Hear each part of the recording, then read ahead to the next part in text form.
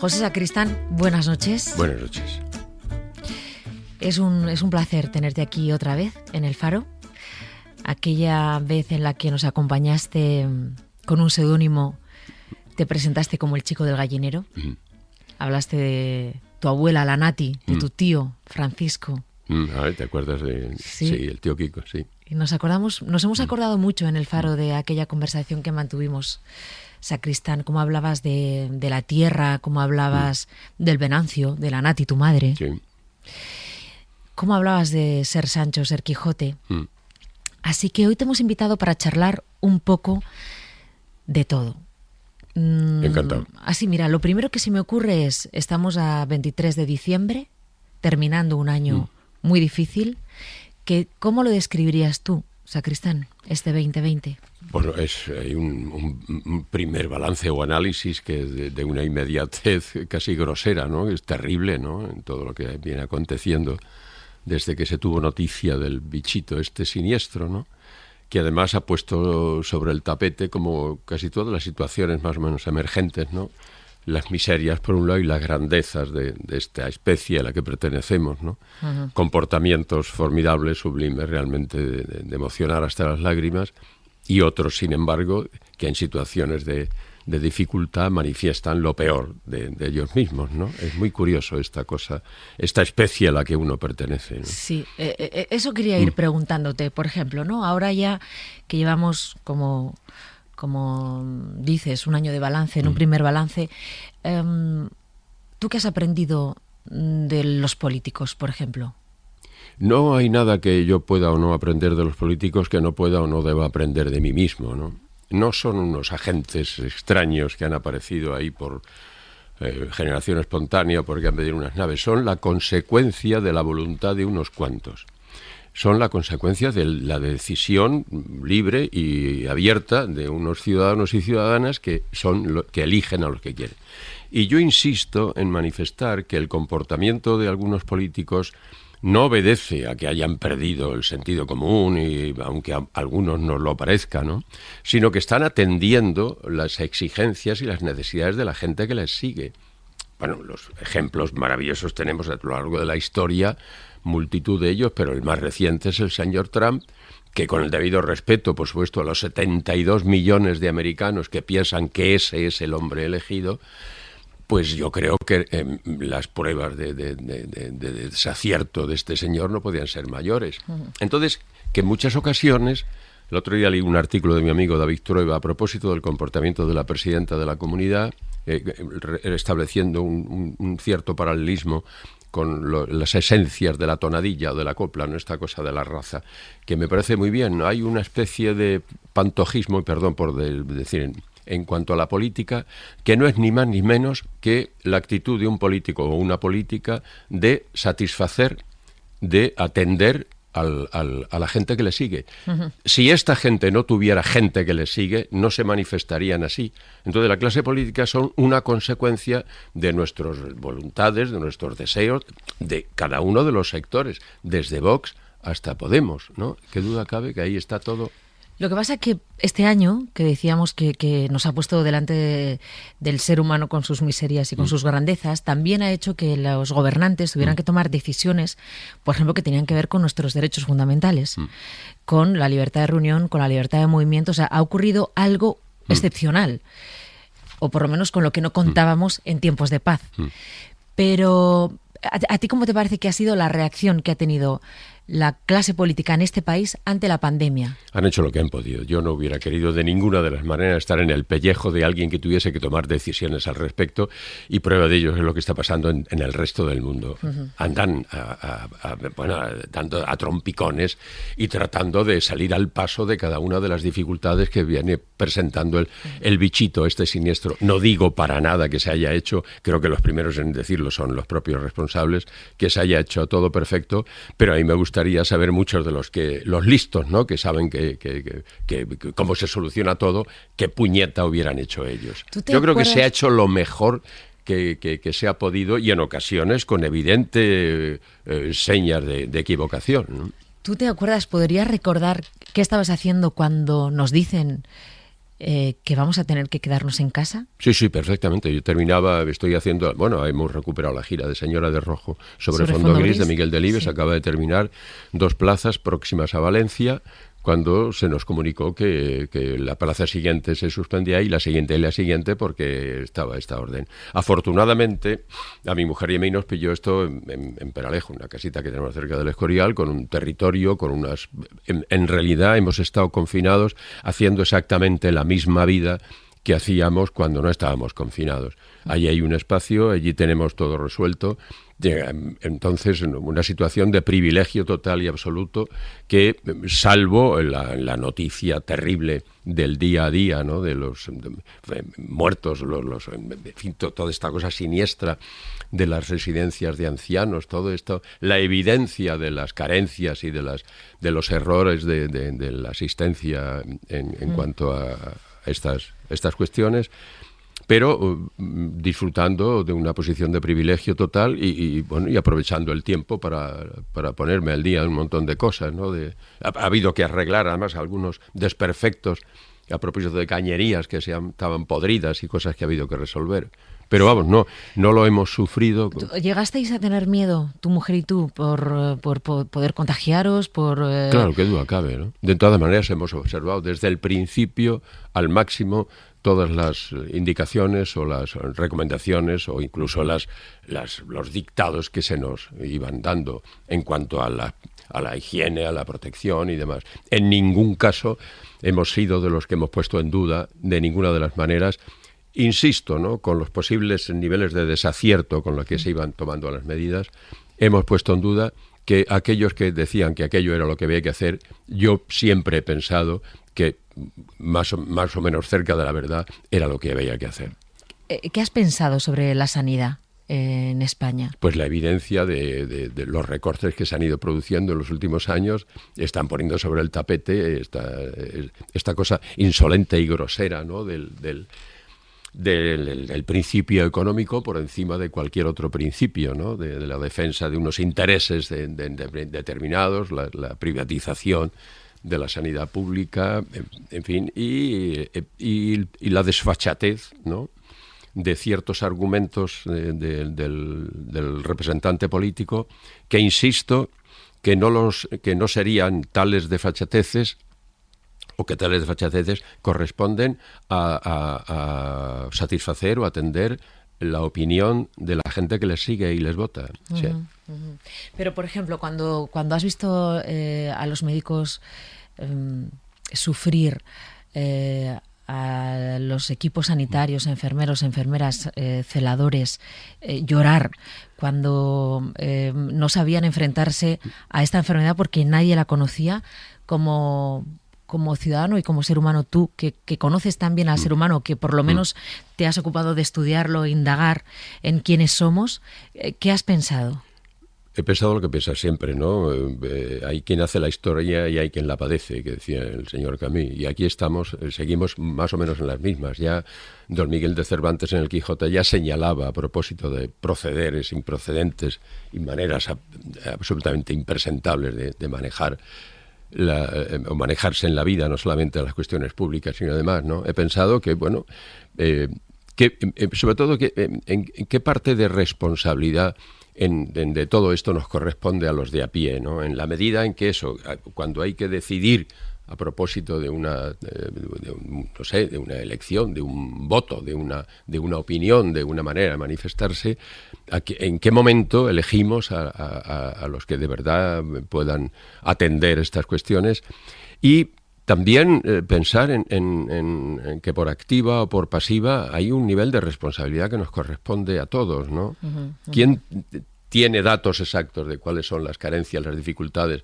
con las que estos hombres y mujeres se enfrentaban a su trabajo? Y lo que más me preocupa es que cuando esto pase, que ojalá sea, en fin, o ya en la medida en que va pasando, se va colocando en un segundo o un tercer plano las necesidades. Aplaudimos desde los balcones y el gesto queda ahí y esta cosa que tiene que ver con nuestra condición, ¿no?, de no acabar de ser lo suficientemente responsables o consecuentes con las necesidades del prójimo, y en ocasiones desde pronunciamientos que a lo primero que apelan es a la divina providencia. Y con respecto a la cultura, porque también la cultura se pronunció durante los meses más duros de pandemia, diciendo estamos aquí y os vamos a demostrar que somos necesarios. Y efectivamente les vimos arrimar el hombro, nos saciamos de lo que ellos hacían de una forma voluntaria y gratis desde su casa, pero yo recuerdo que ellos decían, pero cuando esto pase, acordaos de nosotros. Ha sido uno de los sectores, bueno, como todos, ¿no? ¿Qué sector no ha sido golpeado? Ahí estamos. En fin, la cultura, el mundo de la cultura y el espectáculo, ¿no? Por ampliación, pues sabemos que vivimos en una especie de precariedad permanente, pero de una salud de hierro que nunca... En lo que al teatro se refiere, debo decir, y me importa hacerlo públicamente, que la gente ha respondido en la reapertura formidablemente. En cuanto a lo que Señora de Rojo sobre fondo gris se refiere, todo aquello que se pone a la venta se vende y la gente, de hecho hay localidades en las que hemos hecho un día, ha habido que volver otro día y cosas por el estilo. Y lo notas al final cuando das las gracias por volver al teatro, la respuesta de la gente a propósito de esto. Pero bueno, yo sería por mi parte un miserable si yo largase aquí ahora a propósito, porque sé que gozo de la fidelidad, cuento con la fidelidad de un número de personas, para mí suficientes, que atienden o siguen mi trabajo y que me permiten elegir lo que quiero hacer y entonces no... Pero en general... no, el mundo de la cultura y el espectáculo no cuenta con la cantidad de gente suficiente como para que el sector, por así decirlo, o el gremio, por así decirlo, pueda disfrutar de una tranquilidad que nunca ha caracterizado a este oficio. Yo lo aprendí de mi maestro y amigo Fernán Gómez, ¿no? Todo está siempre al borde del abismo en este oficio. Nunca sabes cuándo viene el parón, nunca sabes cuándo va a sonar el teléfono, nunca sabes cómo va a funcionar.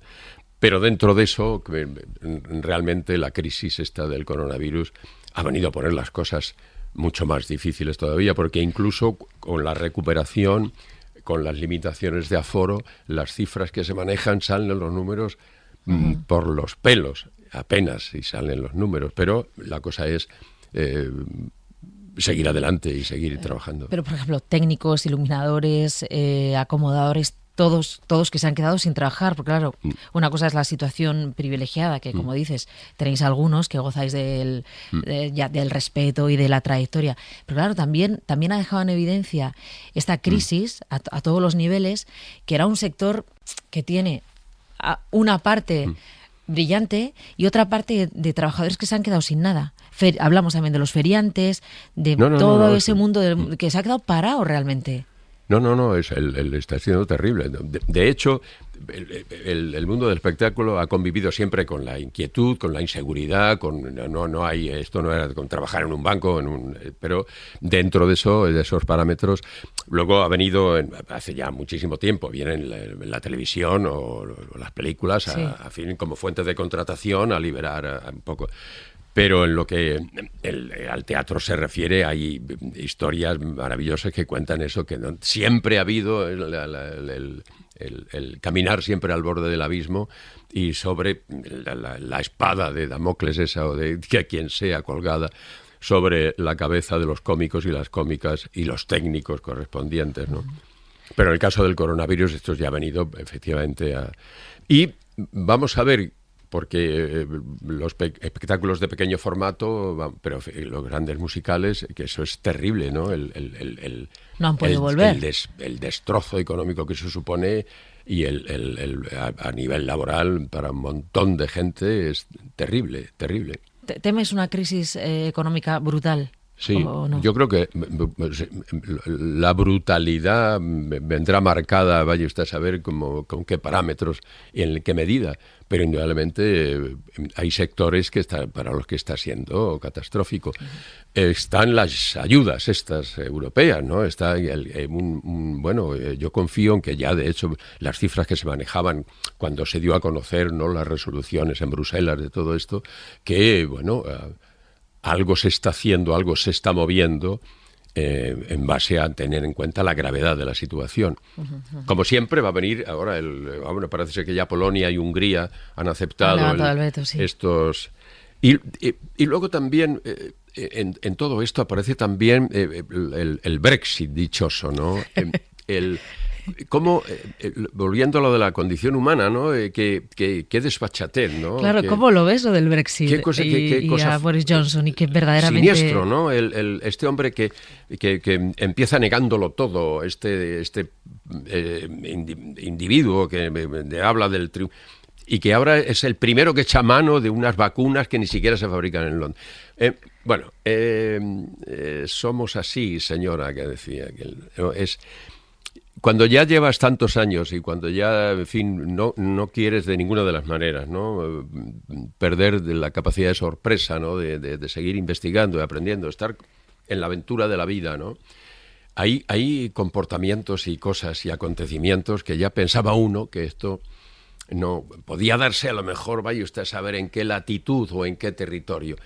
Pero de pronto los Estados Unidos de América tienen 72 millones de personas que han dicho, señor, Trump es el que... Y en Inglaterra, Boris Johnson, y el Putin en el otro lado, y el Maduro en Venezuela, joder, que es un impresentable. En fin, bueno, no hablemos del rey emérito también, qué ejemplo, ¿no? Qué cosa tan triste, ¿no? Qué cosa terrible, qué dura. ¿Tú eras republicano? Sí, yo soy republicano, que no soy monárquico. ¿Alguna vez dijiste, bueno, soy republicano, pero soy juancarlista? Sí, no, juancarlista, ¿no? A mí me parece que lo que siento de este acontecimiento es una especie, por una ira terrible y una pena terrible también. Porque aquí, en términos profesionales, de pronto se nos dice que este señor va a ser el protagonista y nos lo dice alguien de que no confiamos, no solamente, sino a quien odiamos profundamente. Y bueno, se aceptan las reglas del juego en base a una relación de fuerzas que era la que era en la transición. No había más huevos, para mucha gente. La cobardía, todo aquello se hizo, joder, haber estado allí, ¿no? Había que... ¿Quién tenía los tanques? ¿Quién tenía el cañón? ¿Quién tenía, además, la conciencia que manejaba la Iglesia Católica, ¿no? Entonces, a partir de ahí, este protagonista empieza como a hacer cosas como para ganarse el derecho a ser el escaramucho, o ser el prisionero de Zenda, o ser el Robín de los Bosques. Y de pronto es un vulgar chorizo. Un vulgar chorizo, además, con un asunto de falda de por medio, matando elefantes. Es que ni siquiera tiene esto la grandeza trágica de algo que puedes decir, bueno, a fusilarle. No, es qué pena. Joder, qué triste, ¿no? Qué chapuza de película al final, ¿no? ¿Te decepcionó? Con todo, yo no creo en absoluto que sea este el momento de plantear, porque ya el otro día se encargó el señor Otegi de puntualizar. No se trata de monarquía o república, se trata de monarquía o repúblicas. Entonces, esto va a ser una cosa muy divertida en el supuesto de que llegue a plantearse. O sea, ¿tú crees que verás a España como república? No creo. No, tengo 83 años, no creo que está... No, y además, debo decir abiertamente, yo confío plenamente en el comportamiento... en la profesionalidad de Felipe VI. Claro, por eso te preguntaba. No tengo ninguna duda. Claro, por eso te preguntaba que si tú alguna vez, siendo republicano, que siempre lo has dicho, habías pensado, bueno, soy republicano, pero a mí me gusta Juan Carlos, como estás ahora, ¿no? Yo creo que Felipe VI... Es que los candidatos a presidente de República, es que no sé yo cuál pasaría el más mínimo examen, ¿eh? Porque esa es otra. ¿Qué candidatos, qué posibles candidatos? Digo, si el ejemplo es Cataluña y su... En fin, yo, estos señores del Procés, no los encarcelaría, por supuesto, ¿no? Y mucho menos por rebelión, sino por chapuzas, simplemente. Por faltarle el respeto a la palabra república, ¿no? ¿A ti te gusta el país en el que has vivido? Me gusta participar, me ha gustado estar desde Chinchón y el campo y la trilla y la era, ahora ya estar aquí haciendo películas y cosas de estas y estar aquí en la radio. Todo lo que ha ocurrido lo asumo, tiene que ver conmigo y me responsabilizo de ello. Y cosas, los cabreos pero no más allá el cabreo con todo lo que ocurre a mi alrededor del que de una manera proporcional tengo para conmigo mismo. No mucho más allá. En ningún caso, yo mirándome al espejo he considerado cómo es posible que un tipo como yo, con la que yo esté rodeado de tanto... No. Estamos ahí, el que más y el que menos, manejándonos en la medida de lo posible dentro de eso sí, aprendido de la Nati y el Venancio, ¿no? Y del tío Tomás, que decía que lo primero es antes, ¿no? Tratar de establecer un orden de prioridades donde aquello que tenga que ver con la justicia, con la libertad, con la igualdad y con el respeto sea algo con lo que salga uno de casa todos los días. ¿Qué ha sido para ti la radio, José Sacristán? Como oyente, por ejemplo. Tengo una radio que ha cumplido... Yo he cumplido 83 hace el 27 de septiembre y el día 2 de diciembre, el día que mi hermana Teresa, que murió con 46 años, cumplió 2 años, mi padre compró la radio que todavía funciona, con lámparas. Tiene una y la pongo. ¿Y esa que pones en casa? No, tengo otras que se oyen mejor. Pero la tienes pero esa sí, conservada. Sí. Y ahora un vecino me ha regalado otra también de la época. Esta es posterior porque ya tenía una cosa que se llamaba el ojo mágico, que cuando se estaba bien sintonizada se encendía una lucecita. Pero la radio, como dejamos clarísimos cuando hicimos Solos en la Madrugada, ha sido para un montón de gente, como el cine, ¿no? Nuestra madre nos ponía las lentejas, los garbanzos, en una forma de alimento, y el otro estaba en el cine cuando tenías la peseta o una 50 que costaba la entrada. Y la radio cuando tuvimos radio, porque en principio bajamos a casa de la portera a oír Cabalgata fin de semana, y Matilde, Perico y Periquín, y Estampas y Sainetes, a Matilde Gonesa y a Pedro Pablo Ayuso y a Celica Torcal, y en fin, tantos otros. Y fíjate, ahora has formado parte de la historia de la radio de este país por muchas cosas, pero que de repente en esta Navidad tan difícil se ponga en marcha el cuento de Navidad sobre esta obra de Gabriel García Márquez, El amor en los tiempos del cólera, que es una obra bellísima y tristísima por otra parte, ¿no? Porque es una historia de amor muy triste. Aunque luego se reencuentran, pero hombre, toda la vida sufriendo, ¿no? ¿Tú te acuerdas de cuando leíste la novela El amor en los tiempos del cólera la primera vez o cuando cayó en tus manos antes del guión de Pablo Remón? Sí, tuve la suerte. Yo estaba rodando Pantaleón y las visitadoras en Santo Domingo con mi amigo Mario Vargas Llosa, de director. Sí. Cuando yo fui descubriendo, aproveché la ocasión para descubrir autores sudamericanos. Y hablaba con Mario para que él me comentara opiniones y demás, sobre todo sobre conversación en la catedral de Mario, ¿eh? Y tanto Rulfo como, en fin, un montón de Octavio Paz. Cuando leí El amor en tiempos del cólera, comentarlo con Mario fue muy, muy interesante, el descubrir a esta gente. En realidad es la historia casi de un siglo a través de estos protagonistas, ¿no? De Florentina y de Fermina. De Florentino. ¿Qué tienes que ver tú con Florentino? ¿Tienes que ver algo? ¿El personaje? No, creo que no. ¿Tú serías capaz de vivir una historia de amor así? Esperando y esperando y esperando, pensando, al final esto se va a hacer realidad. Mi idea del tiempo en lo que a la relación del amor se refiere, no, yo creo que no. De hecho, han pasado por mi vida, en fin, he tenido...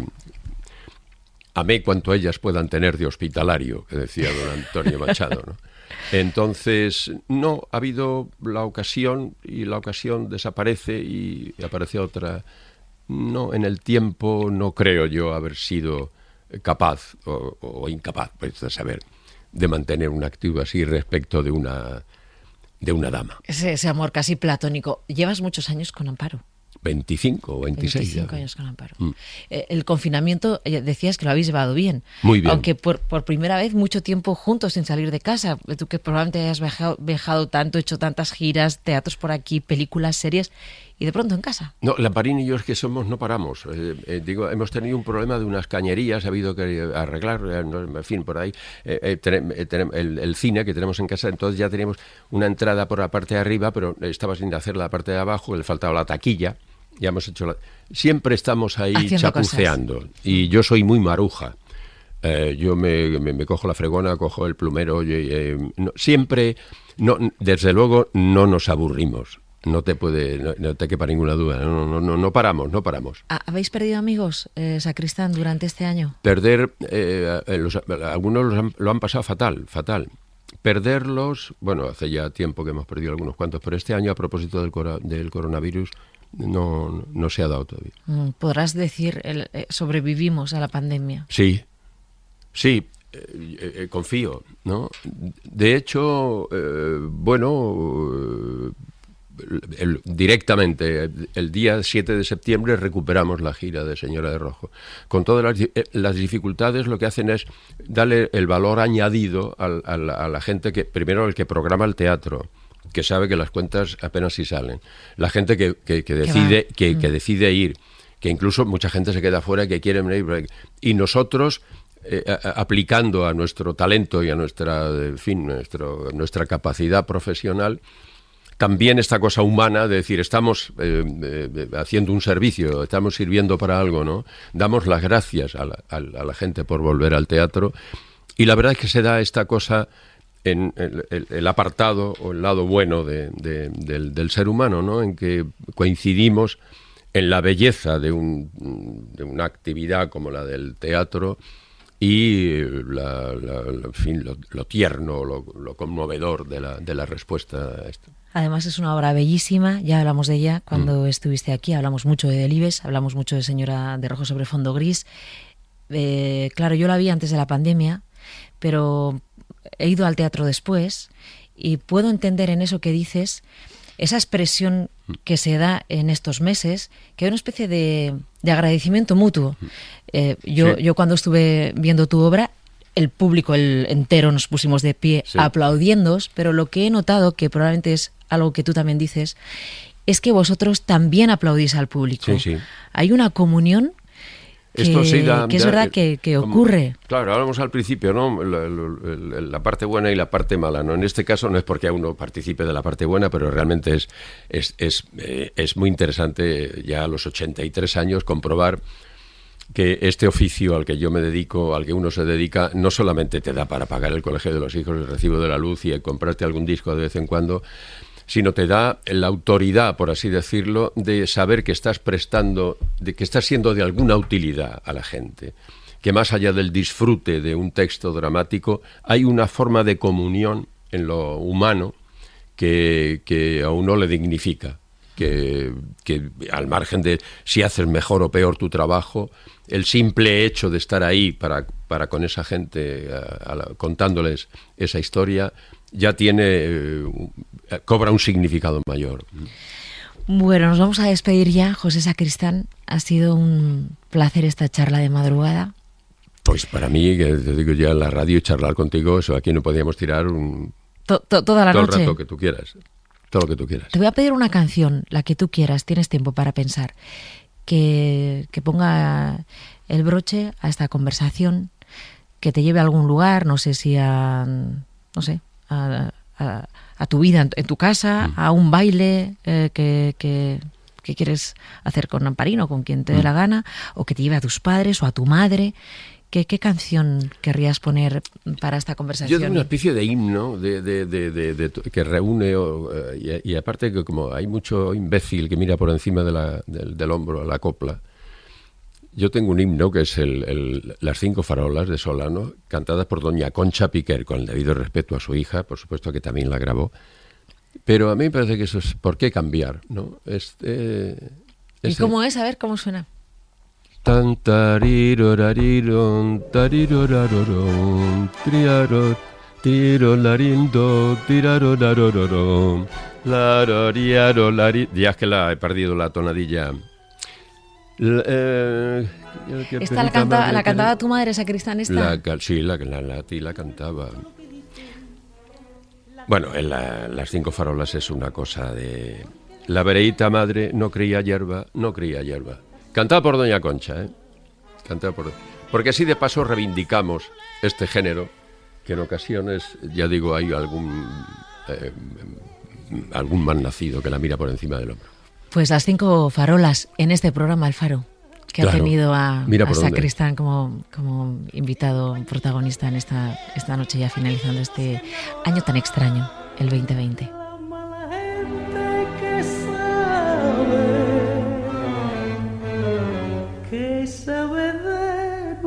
nuestras cosas.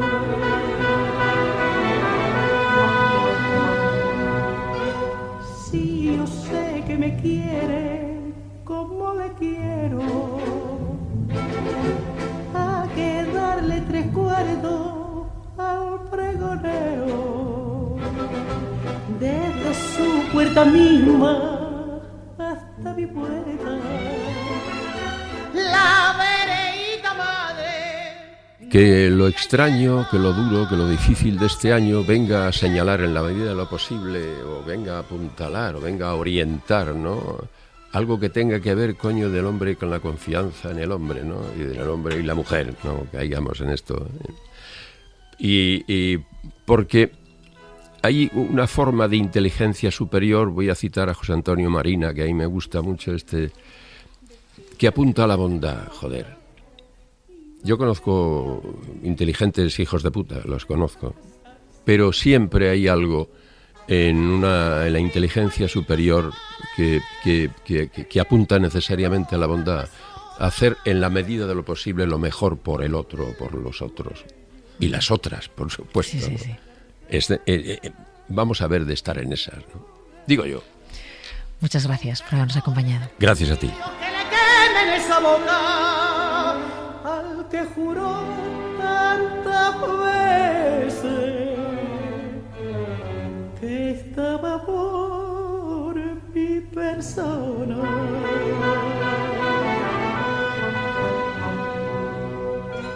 Se apagaron las 5 farolas pa' que nadie me vea llorando a solas. Ay, qué penita, madre, qué pena. La vereíta verde, cuaja de hierba.